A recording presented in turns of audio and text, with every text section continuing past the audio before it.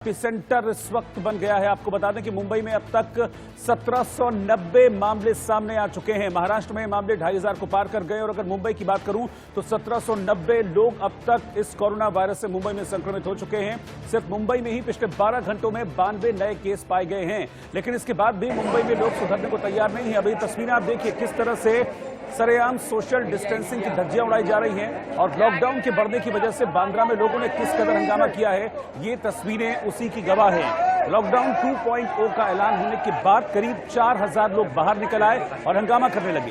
इन लोगों का कहना था कि या तो उनको उनके घर जाने दिया जाए या फिर उनके खाने पीने का सही इंतजाम किया जाए। ये लोग आरोप लगा रहे थे कि पहले लॉकडाउन के दौरान ये एक ही जगह पर रहे, लेकिन अब लॉकडाउन की अवधि बढ़ गई है। आज प्रधानमंत्री नरेंद्र मोदी ने खुद इस बात का ऐलान किया कि अब 19 दिन और लॉकडाउन को बढ़ाया जा रहा है, यानी कि 3 मई तक लॉकडाउन रहेगा।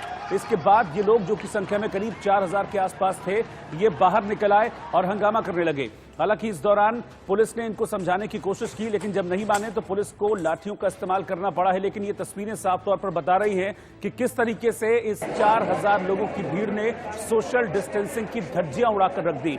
जबकि कोरोना से निपटने में सबसे बड़ा मंत्र यही है कि दूरी बनाए रखिए, सोशल डिस्टेंसिंग रखिए, एक दूसरे के पास मत जाइए, कम से कम 1 मीटर, 1.5 मीटर, 2 मीटर की दूरी पर रहिए। लेकिन आप देखिए कि भीड़ की शक्ल में ये लोग फिर बांद्रा में इकट्ठा हो गए एक साथ और यहां पर हंगामा करने लगे। हालांकि इन लोगों की शिकायत थी कि लॉकडाउन बढ़ रहा है, ऐसे में अब इन लोगों को इनके घर जाने दिया जाए, ये यहां पर नहीं रहेंगे।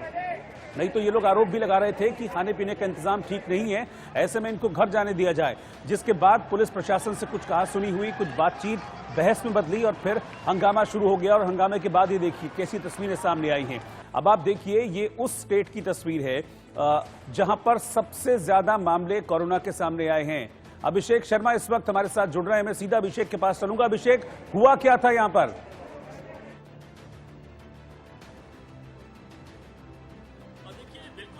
बताया कि तस्वीरें हैरान करने वाली हैं। हर कोई देखकर काफी हैरान हो जाएगा कि आपने जैसे कहा कि महाराष्ट्र एक ऐसा राज्य बन चुका है पूरे देश भर में कि जहां सबसे अधिक कोरोना के पेशेंट मिल रहे हैं। और महाराष्ट्र में सबसे अधिक मुंबई वह एक शहर है जहां पे सबसे अधिक अब तक करीब 1700 से अधिक पेशेंट मिल चुके हैं। 101 लोगों की मौत हो चुकी है। और इस जगह पर अगर ऐसी असावधानी बरती जाएगी तो समझिए आप कि मुंबई की हालत क्या होने वाली है। देखिए, पूरा मामला ऐसा हुआ है कि बांद्रा वेस्ट का इलाका, बांद्रा वेस्ट में शास्त्री नगर एक नाम से जगह है जहां पूरे स्लम एरिया है, यानी झोपड़पट्टी है। झोपड़पट्टी पर बता दूं आपको, जो धारावी की हालत है, धारावी से भी बदतर हालत में लोग यहां रहा करते हैं। जी हां, बिल्कुल सच सुन रहे हैं आप। तो कारण साफ है, क्योंकि यहां पे नारकीय जीवन जीने को मजबूर लोग होते हैं और एक दो नहीं करीबन कई हजार लोग यहां पर रहा करते हैं। इनको खाने की सुविधा नहीं है क्योंकि यह सभी के सभी लोग दिहाड़ी मजदूर हैं और सभी माइग्रेंट लोग हैं। कोई भी महाराष्ट्र का रहने वाला रहिवासी नहीं है, सभी दूसरे राज्यों से आए हुए लोग यहाँ रहा करते हैं। और इन लोगों को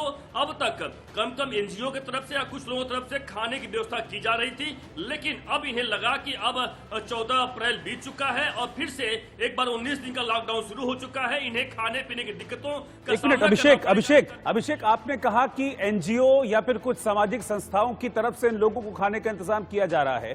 क्या महाराष्ट्र सरकार इनके लिए खाने का इंतजाम नहीं कर रही है? बिल्कुल सही, यही मैं आगे बताने जा रहा था कि देखिए, यही सबसे बड़ा सवाल है कि महाराष्ट्र सरकार पूरी तरीके से चुप बैठी है। लगातार दावे बड़े किए जा रहे हैं कि जो छगन भुजबल, जो महाराष्ट्र के अन्न पुरवठा मंत्री हैं, यानी फूड सप्लाई मिनिस्टर, लगातार दावे तो करते हैं कि हम सब जगह सुविधाएं प्रोवाइड करवा रहे हैं, लेकिन ऐसा देखने को नहीं मिल रहा है। मैंने खुद एक बड़े अधिकारी से बातचीत किया, उनका साफ कहना है, उनको हमसे बातचीत कर रहे थे कि कुछ एनजीओ अगर हो तो अगर खाना प्रोवाइड करवा दे तो काफी अच्छा होगा। यानी वह लोग खुद कुछ से प्रोवाइड नहीं करवा रहे, सभी के सभी वह एनजीओ या फिर स्वयं संगठन जो होते हैं या फिर प्राइवेट पर्सन जो लोग इस वक्त सामने आकर लोगों की मदद कर रहे हैं, उनके भरोसे हैं। खुद बीएमसी या फिर महाराष्ट्र सरकार इन लोगों के लिए, जो भी ऐसे लोग हैं, माइग्रेंट लोगों को जहां जहां रखा गया है, उनको खाने की व्यवस्था नहीं की जा रही है। यह बड़ी खबर है। ये तो पूरी तरीके से राज्य सरकार की जिम्मेदारी है। ये तो पूरी तरीके से राज्य सरकार की जिम्मेदारी है कि जो लोग हैं इस वक्त, क्योंकि पीएम मोदी ने जब लॉकडाउन का ऐलान किया था, उन्होंने साफ तौर पर कहा था कि जो जहां है अब वो वहीं रहेगा, वो इधर से उधर मूव नहीं करेगा। तो उसके लिए पूरी की पूरी जो जिम्मेदारी है वो सरकार की होगी, खाने पीने से लेकर हर चीज की। फिर क्यों नहीं इनको खाना मिल रहा है?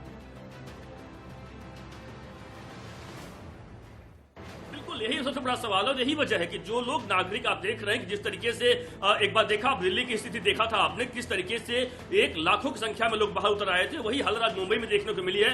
एक दो नहीं, हजारों लोग रास्ते पर उतरकर और यहाँ पर हंगामा कर रहे हैं कि उन्हें खाने की व्यवस्था की जाए। खाने की व्यवस्था नहीं है, इसलिए वह हंगामा कर रहे हैं और लगातार बीएमसी की तरफ से समझाया जा रहा है कि नहीं, आप लोग खाने का पैकेट मिलेगा, क्योंकि उन्हें पता है कि अगर हंगामा किए बिना उनका पेट भरने वाला नहीं है। ठीक है अभिषेक, मैं आपके पास वापस लौटूंगा, इस वक्त दो तस्वीरें टेलीविजन स्क्रीन पर चल रही हैं। ये पहली तस्वीर मुंबई की है, आज की अब से कुछ देर पहले की तस्वीर है, जहां पर लोग सड़कों पर उतर आए हैं, हंगामा कर रहे हैं। करीब 4000 की भीड़ सड़कों पर दिख रही है। और जो दूसरी तस्वीर है, ये कल रात की तस्वीर है दिल्ली के ओखला मंडी की, और यहां पर भी देखिए सोशल डिस्टेंसिंग की धज्जियां उड़ाते हुए हजारों की भीड़ यहां पर आ गई थी।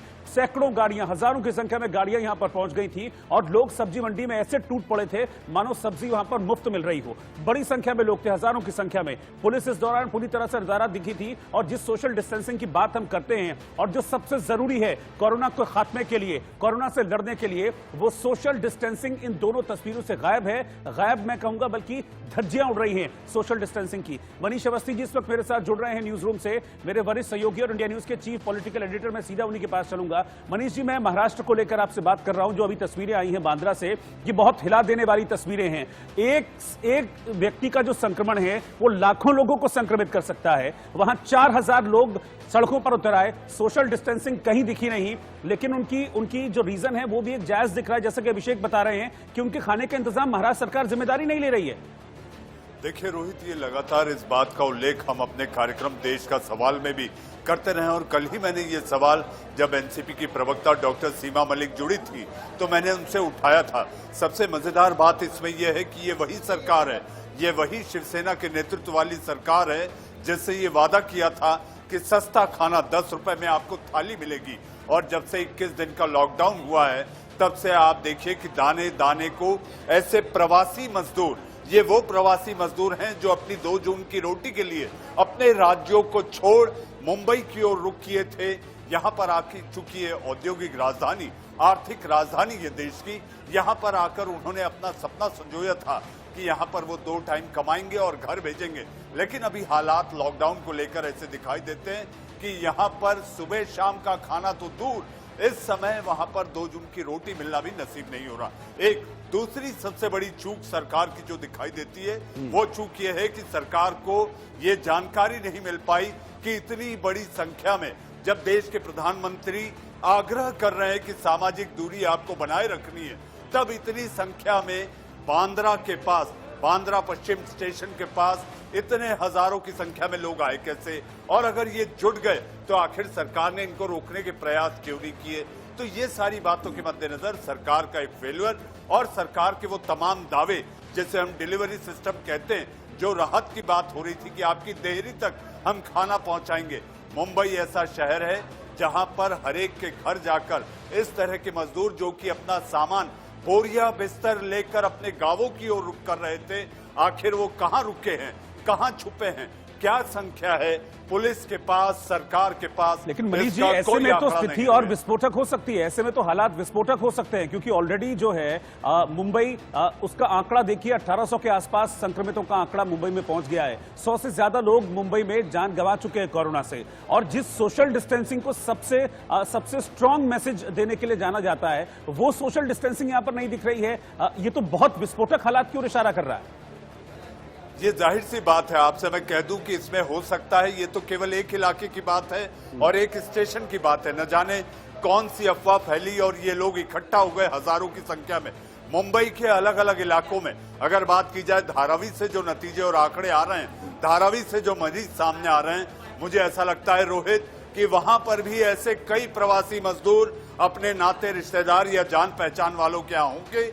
अगर ये सारे लोग अगर बाहर निकल गए, 19 दिन जो लॉकडाउन की बात है, अगर ये लंबा खिंच गया और इस तरह इनको मदद नहीं मिली तो स्थिति वाकई विस्फोटक हो सकती है।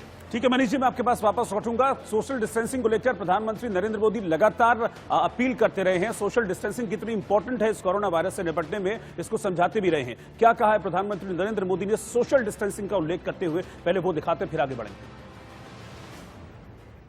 बीते दिनों के अनुभवों से ये साफ है कि हमने जो रास्ता चुना है आज की स्थिति में वही हमारे लिए सही है। सोशल डिस्टेंसिंग और लॉकडाउन का बहुत बड़ा लाभ देश को मिला है। अगर सिर्फ आर्थिक दृष्टि से देखें तो ये महंगा जरूर लगता है, बहुत बड़ी कीमत चुकानी पड़ी है, लेकिन भारतवासियों की जिंदगी के आगे इसकी कोई तुलना नहीं हो सकती। सीमित संसाधनों के बीच भारत जिस मार्ग पर चला है, उस मार्ग की चर्चा आज दुनिया भर में होना बहुत स्वाभाविक है। तो सोशल डिस्टेंसिंग को कितना इंपॉर्टेंट अपने इस मैसेज में बताया है। मनीष जी, आपने भी सुना होगा प्रधानमंत्री मोदी की प्रतिक्रिया। ये सुबह देश के नाम संबोधन था उनका, जब वो लॉकडाउन बढ़ाने की बात कर रहे थे प्रधानमंत्री नरेंद्र मोदी। तो कितना इंपॉर्टेंट है ये सोशल डिस्टेंसिंग, लेकिन इसके बावजूद भी वहां पर बिल्कुल मतलब एक दूसरे से सटे। ये देखिए तस्वीरें, देखिए जरा, पहले मैं तस्वीरें दिखाऊंगा फिर आपके पास आऊंगा। ये देखिए कैसे जो भीड़ की शक्ल में लोग हैं। आप सोचिए एक छोटा सा ये इलाका है, वहां पर अगर आप 4000 लोगों को खड़ा कर देंगे तो क्या होगा। ये देखिए भगदड़ में फिर सोशल डिस्टेंसिंग कहीं नहीं दिखती है। ठीक ऐसा ही यहां पर हो रहा है। भगदड़ मची क्योंकि पुलिस ने यहां पर लाठियां बरसाई और फिर भगदड़ में देखिए कैसे लोग एक दूसरे से टकराते हुए और यहां से भाग रहे हैं, और इस बीच सोशल डिस्टेंसिंग की धज्जियां उड़ती हुई दिखाई दी। दो तस्वीरें देखिए टेलीविजन स्क्रीन पर। पहली तस्वीर है जब लोग भाग रहे हैं, और दूसरी जो तस्वीर है उसमें कुछ वक्त पहले की तस्वीर है जब लोग पुलिस वालों से बात यहां पर कर रहे थे। मुझे लगता है कि शायद यही मांग कर रहे थे कि हमारे लिए खाने की व्यवस्था कीजिए, खाने पीने का इंतजाम कीजिए। और ये तस्वीरें देखिए, पहली तस्वीरें देखिए कैसे जूते चप्पल जो हैं वो लोगों के बिखरे हुए हैं। जब लोग भाग रहे थे उनको अपने जूते चप्पलों का ख्याल नहीं रहा, तो अब आप ये सोचिए कि उनको क्या ये जरा सा भी ख्याल वहां पर होगा कि उनको सोशल डिस्टेंसिंग मेंटेन करनी है, उनको एक दूसरे के पास नहीं जाना है, एक दूसरे से नहीं टकराना है। ये तस्वीरें आप देखिए, ये बहुत ही हैरान कर देने वाली और डरा देने वाली तस्वीरें हैं। मैं सीधा चलूंगा मनीष जी के पास, लगातार मेरे साथ बने हुए हैं। अभिषेक के पास मैं पहले चल रहा हूं। अभिषेक, ये दो तस्वीरें देखकर, मतलब मैं यहां हूं, मैं सिहर गया हूं।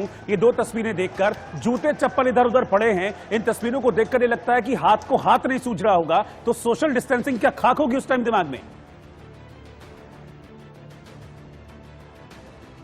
बिल्कुल सही कहा आपने। बिल्कुल देखिए, इसमें जरा सा भी जो कह सकते हैं कि देखने की जरूरत नहीं है कि इसमें सोशल डिस्टेंसिंग का पूरी तरह यहाँ पे धड़ल्ले से यहाँ पे कहते हैं कि मजाक उड़ाया जा रहा है। क्योंकि देखिए जिस तरीके से, देखिए एक बात ये भी समझना होगा, कहीं कहीं लोगों को जानना होगा कि जिस तरीके से देखिए लोग भूखे रह रहे हैं। और हमने देखा था जब पिछले दिनों जब हमने रिपोर्टिंग की थी लगातार, जब देखा होगा कि लॉकडाउन के दौरान जो माइग्रेंट थे, जो पलायन कर रहे थे, उस दौरान जब हमने उनसे लगातार पूछते थे तो कहते हमारे पास आप खाने को नहीं है, हम ऐसे मरने की बजाय हम जाके ऐसे ही मर जाएंगे। तो कहीं कहीं वह लोग काफी हताश थे, और महाराष्ट्र सरकार या देश की सरकार ने उन्हें भरोसा दिलाया था कि हम आपकी खाने की पूरी व्यवस्था करेंगे, आप लोग परेशान ना हो। तो आखिरकार अब तक जो इतने दिनों तक 21 दिनों तक व्यवस्था की गई, जैसे तैसे की गई, आखिरकार आगे 19 दिनों के लिए व्यवस्था करने में क्या दिक्कत आन पड़ी? आखिरकार ऐसे लोग क्यों समझाया नहीं जा रहा है? यह बड़ी चिंता की बात है। महाराष्ट्र सरकार को पुलिस की तरफ से या बीएमसी की तरफ से कम समझाना चाहिए था कि हाँ, आगे 19 दिनों का लॉकडाउन बढ़ गया है, आपको खाने की सब व्यवस्था पूरी मुहैया कराई जाएगी, कोई भी दिक्कत का सामना नहीं करना पड़ेगा। चाहे अभिषेक, मैं आपके पास आ रहा हूं। इस वक्त मेरे साथ किरीट सोमैया साहब जुड़ गए हैं, बीजेपी के बड़े नेता। मैं सीधा उन्हीं के पास चलूंगा। किरीट साहब, अभी तस्वीरें मैंने देखी बांद्रा की, ये इतनी डरा देने वाली तस्वीरें हैं, और उससे भी बड़ी शर्म की बात यह है कि इन लोगों को खाना नहीं मिल रहा है ठीक से। महाराष्ट्र सरकार इनके खाने की जिम्मेदारी नहीं ले रही है, इसीलिए आज ये लोग सड़कों पर उतर आए। ये तो विस्फोटक स्थिति हो गई इस वक्त बहुत ज्यादा। मैं और थोड़ी आपको एक में जानकारी बढ़ा दूं जी। मेरा जन्म यहाँ से सिर्फ 2 फरलांग दूर हुआ था जी। मेरा बचपन इसी एरिया में गया है, और ये जो लोग हैं वो बांद्रा स्टेशन के पश्चिम में एक झोपड़पट्टी और उस क्षेत्र के ज्यादा लोग हैं। रेशनिंग नहीं मिल रहा था, खाने नहीं मिल रहा था, इसके लिए वो सड़क पे उनको आना पड़ा है। ये अपना आक्रोश व्यक्त कर रहे हैं, और ये बांद्रा पश्चिम में और पूर्व में वहां से एक 2 फरलांग दूर मुख्यमंत्री रहते, वो हॉटस्पॉट घोषित किया गया है। तो एक और कोरोना की चैलेंज है, और दूसरे ओर इन गरीब लोगों के भूखमरी की स्थिति है। और यह जो सरकार सत्ता में उन लोगों का प्रभावी क्षेत्र है, ये तो यहाँ इस प्रकार की परिस्थिति पैदा हुई तो मुझे समझ में नहीं आ रहा मेरा गृह मंत्री करता क्या है। इतने लोग इकट्ठे होते हैं। किरीट जी ये कहा जा रहा है कि शायद हो सकता है कि महाराष्ट्र सरकार को ये बात पता ना हो कि यहाँ पर जो लोग हैं उनको खाने पीने नहीं पहुंच रहा है। यहाँ पर इतनी बड़ी संख्या में प्रवासी भारतीय रह रहे हैं। क्या मैं ये बात मान लूं कि उद्धव ठाकरे जो कि महाराष्ट्र की राजनीति करते हैं और मुंबई में ही रहे हैं, महाराष्ट्र के मुख्यमंत्री हैं, पूरा जो मंत्रिमंडल है 3 दल मिलकर सरकार चला रहे हैं, किसी को नहीं पता कि यहाँ पर प्रवासी लोग रह रहे हैं और खाना पीना नहीं मिला तो ऐसी स्थिति होगी एक दिन? ये लोग वहां पर सालों से रहते हैं। मैंने जैसे कहा कि सत्ताधारी पार्टी जो है 3 में से 2 पार्टी का या पॉलिटिकल जिसको हम बोले ना प्रभाव क्षेत्र है, इनकी गरीबी, इनकी समस्या इनको पता है। गए 10 दिन से हम ये सरकार को हाथ पैर जोड़ के कह रहे भैया गरीबों को अनाज नहीं मिल रहा है, रेशनिंग नहीं मिल रहा है, रेशनिंग के खाली आप टीवी इंटरव्यू पे देते जा रहे हो। ये गरीब की भूख जब सड़क पर आएंगी तो बहुत बड़ा डैमेज होगा और यही यहाँ पर यह चित्र दिखाई दे रहा है। बहुत भयानक दृश्य और ये सरकार अभी नहीं जागेगी तो ये जो उद्वेग है वो दूसरी बस्तियों में फैल सकता है। लेकिन किरीट जी मैं यही तो समझना चाह रहा हूं कि आखिरकार सरकार का ये रवैया क्यों? मुझे लगता है कि शायद संपर्क टूट गया, लेकिन सवाल मेरा यही खत्म नहीं होता है। सवाल यह है कि आखिर सरकार का ये रवैया क्यों? ये वही सरकार है जो कहती है कि हम 10 रुपए में थाली देंगे, किसी को भूखा नहीं रहने देंगे, लेकिन अब वही सरकार इन लोगों की तरफ से मुंह मोड़ लेती है, इनके खाने का इंतजाम नहीं करती है, जिसका वजह यह है कि आज इन लोगों को सड़कों पर उतरना पड़ा है। और आप तस्वीरें देखिए, कितनी डरा देने वाली तस्वीरें हैं। अभिषेक मेरे साथ लगातार बने हुए, मैं सीधा अभिषेक के पास चल रहा हूं। अभिषेक, मैं इस सवाल का जवाब अभी तक खोज रहा हूं शुरू से आखिर तक कि आखिरकार क्यों सरकार इन लोगों को खाना नहीं दे रही है। ये तो सीधे तौर पर राज्य सरकार की जिम्मेदारी है, वो भी इस वक्त में जब देश, पूरी दुनिया एक बड़ी महामारी के संकट से गुजर रही है, जब पूरे लोगों को यह हिदायत दी गई है कि आप एक कदम घर से मत निकालें, जब लोगों को यह कहा गया है कि आप लक्ष्मण रेखा खींच लें, उस लक्ष्मण रेखा के अंदर रहिए, आपका पेट हम भरेंगे, क्यों वो सरकार खाना नहीं दे रही इन लोगों को? बिल्कुल रोहित, ये सबसे बड़ा सवाल यही लगातार अब सवाल पूछा जाएगा महाराष्ट्र गवर्नमेंट से, आखिरकार आप साफ कर रहे हो। देखिए लगातार आपको बता दूं, मैं बता रहा हूं कि देखिए इस पूरे मामले पर बहुत बड़ी लापरवाही है, बहुत बड़ी फेल्योर है महाराष्ट्र सरकार का, बीएमसी का, जो बीएमसी में शिवसेना की सत्ता है। और इतना ही नहीं, बीएमसी के अधिकारी लगातार उन तमाम एनजीओ के संपर्क में है जो यह लगातार खाना बांट रहे हैं, फूड ग्रेन बांट रहे हैं कि आप कितना खाना पैकेट बांट सकते हो, वह लगातार आंकड़ा लेते हैं। सवाल जब यह उठता है कि आखिरकार आप क्यों नहीं बांटते हो, सरकार क्यों नहीं बांटती है, यह सबसे बड़ा सवाल खड़ा होता है। यही वजह है कि जो भूखे हैं, जो घरों में उनको भूख से तड़प रहे हैं, मर रहे हैं, वह आखिरकार रोड पर नहीं आएंगे तो कहां आएंगे, यह एक सवाल जरूर खड़ा होता है। इसलिए सोशल डिस्टेंसिंग की पूरी धज्जियां उड़ाई जा रही हैं इस मुंबई में, बांद्रा में। यह भी बता दूं आपको, जो बांद्रा वेस्ट का जो इलाका है, यहां से बीजेपी के विधायक आशीष सिलार हैं, जो कि बीजेपी की सरकार पहले थी, कई बार यहां से बीजेपी के विधायक रहे, इस बार फिर से बीजेपी के विधायक चुनकर आए हैं और पिछले सरकार में शिक्षा मंत्री भी रह चुके हैं। तो लगातार देखिए विरोधियों के ऊपर सवाल उठाने का भी यह भी एक मौका मिला। सरकार में भले उद्धव ठाकरे हैं, लेकिन यहाँ स्थानीय विधायक जो यहाँ पर बीजेपी की तरफ से हैं, कहीं कि उनकी भी जिम्मेदारी जरूर बनती है, ऐसा कहना गलत नहीं होगा। लेकिन हाँ, सरकार है, बीएमसी यहाँ पर है, उनकी जिम्मेदारी अधिक बनती है, वह जान के लोगों को समझना चाहिए। बिल्कुल अभिषेक, आपने एक वैलिड पॉइंट यहाँ पर उठाया है, आपने एक वैलिड पॉइंट उठाया है। और बीजेपी ये कहती है कि हम देश भर में हमने बीजेपी रसोई खोली है, हम किसी को भूखा नहीं सोने देंगे। तो जब आप बता रहे हैं कि जो लोकल विधायक है, लोकल एमएलए हैं, वो बीजेपी के हैं, तो क्या उनकी ओर से भी इनके लिए कुछ इंतजाम नहीं किया गया कि कुछ खाने पीने का इंतजाम करा देते, 2 वक्त का ही करा देते, कुछ तो व्यवस्था करते? क्या उनको नहीं पता ये सब चीजें मेरे इलाके में हो रही हैं? बिल्कुल उन्हें अच्छी तरह पता है। देखिए इसमें कोई दो मत नहीं है। पिछले दिनों आपको देखा होगा इसी जगह पे आग लगी थी, इसी के ठीक बगल में बहुत बड़ी आग लगी थी, कई झुग्गी झोपड़े जलकर खाक हो गई थी। अच्छी तरह उन्हें पता है। लेकिन हाँ, इसमें अभी तक मेरे पास जानकारी सही नहीं है कि क्या उन्होंने इस इलाके में खाना दिया करते थे या नहीं दिया करते, इसलिए अभी इस पर भाष्य करना सही नहीं होगा। लेकिन इसीलिए चाहे वह सत्ताधारी पक्ष हो या विरोधी पार्टी हो, सभी की जिम्मेदारी बनती है कि साथ में आकर, यह ऐसी घड़ी है कि मिलकर साथ लड़े, बजाय राजनीति करने के बजाय जो भूखे हैं उनका भूख से तड़प से ना मरे, भूखे ना रहे, इसलिए सभी को खाना देना, उनका पेट भरना हर किसी की जिम्मेदारी बनती है। और चाहे हर कोई, चाहे नगर सेवक हो, विधायक हो, सरकार के मंत्री हो, हर किसी की जिम्मेदारी बनती है कि वह सामने आकर इन लोगों को खाना दे। और यही वजह रहा है कि इसके पीछे हो सकता है आने वाले दिनों में मालूम पड़ेगा कोई राजनीति रही हो, किसी के उकसाने पर ये लोग सामने आए हों, लेकिन यह सच है कि उन लोगों को खाना नहीं मिल रहा है। और कोई भी यहाँ पे महाराष्ट्र का रहवासी नहीं, बता दूं आपको, सभी के सभी माइग्रेंट हैं। और ये जो झोपड़पट्टी है, इसको शास्त्री नगर कहा जाता है, शास्त्री नगर का इलाका कहा जाता है, और बहुत गंदगी यहाँ पर है।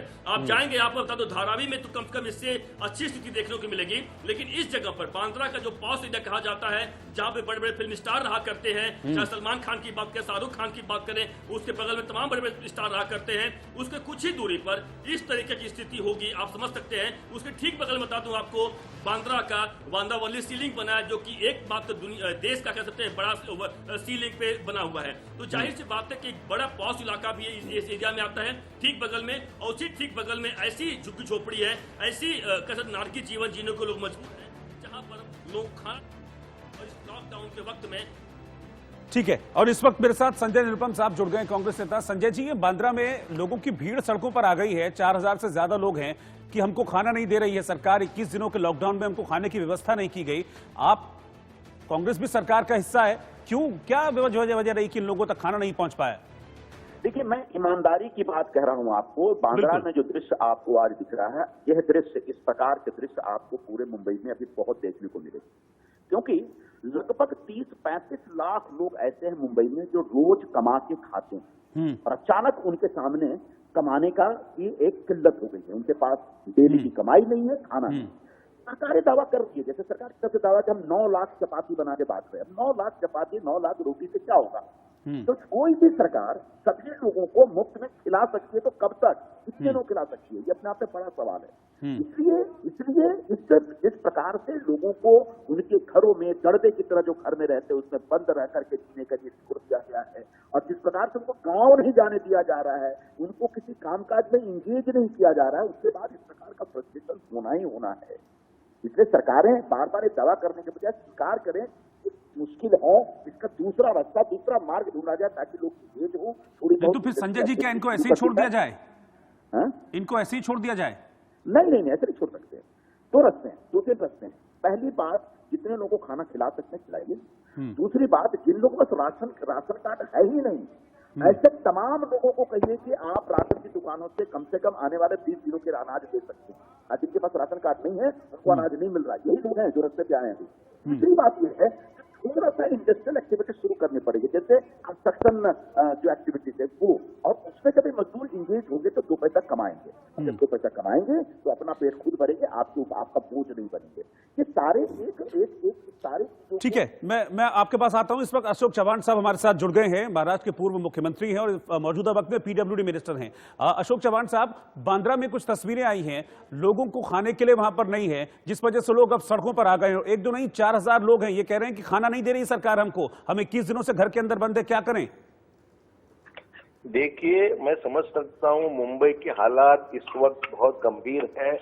मुंबई में लोगों की समस्याएं का बांध टूट चुका है, और ज्यादा लोग, एक जैसे बांद्रा जैसे एरिया में जो लोग वैरामपाड़ा या जिस इर्द गिर्द में जो भी इलाका होगा, प्रॉब्लम यह है कि छोटे कमरे में जो लोग रहते हैं, लोग उससे बड़े फ्रस्ट्रेट हो चुके हैं, और पिछले 15-20 दिनों से ये हालात रहने से मैं समझता हूँ वहाँ की जो प्रॉब्लम है समझने की जरूरत है, और उसमें खाने की या जो भी प्रबंध करने की आवश्यकता है। लेकिन सर, ऐसे लोगों तक खाना पहुंचाने के लिए प्लान ऑफ एक्शन क्या है? जो दिहाड़ी मजदूर हैं, जो डेली कमाओ और डेली खाओ वाले थे, 21 दिन से अब 1 पैसा उनकी जेब में नहीं गया है, उनके लिए क्या प्लान ऑफ एक्शन है सरकार का?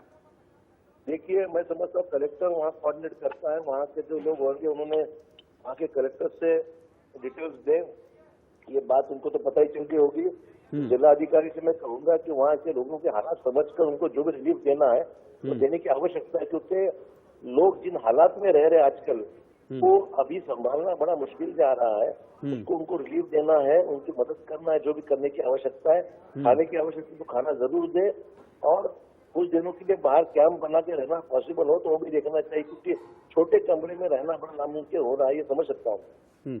क्योंकि देखिए, महाराष्ट्र, मुंबई इस वक्त सबसे ज्यादा केसेस हैं कोरोना को लेकर, और ऐसे में लोग अगर खाने को लेकर सोशल डिस्टेंसिंग भूल जाएंगे, सड़कों पर उतर जाएंगे, तो स्थिति बहुत विस्फोटक हो सकती है आने वाले वक्त में। आपने बिल्कुल सही कहा। मुंबई में छोटी जगह में आइसोलेशन में रखना या उसको सोशल डिस्टेंसिंग रखना इम्प्रैक्टिकली कभी कभी हो जाता है, ये मुश्किल है। लेकिन वहाँ की ग्राउंड एरिया जो आपने बताया उससे अनुमान कर सकता हूँ कि वहाँ के हालात क्या है। मैं कलेक्टर से जरूर कहूंगा कि वो देखे, इसमें ध्यान दे। आदित्य ठाकरे जी वहीं पर है बांद्रा में, उनसे बात करके। सर, आप इंश्योर कर रहे हैं कि भूखा नहीं सोएगा कोई महाराष्ट्र में, इसकी पूरी कोशिश करेंगे? बिल्कुल, भूखा कोई रहेगा नहीं, पैसे की कोई कमतरता नहीं है, अनाज की कोई कमतरता नहीं है। मैं समझता हूँ उसका मैनेजमेंट का इश्यू है। देखता हूँ उसमें हम लोग क्या रास्ता निकालते हैं। ठीक है सर, मैं आपकी बातों पर भरोसा कर रहा हूं। बहुत बहुत शुक्रिया आपका, आप हमारे साथ जुड़े और आपने भरोसा दिया इंडिया न्यूज पर कि मुंबई में, महाराष्ट्र में अब कोई भूखा नहीं सोएगा कम से कम।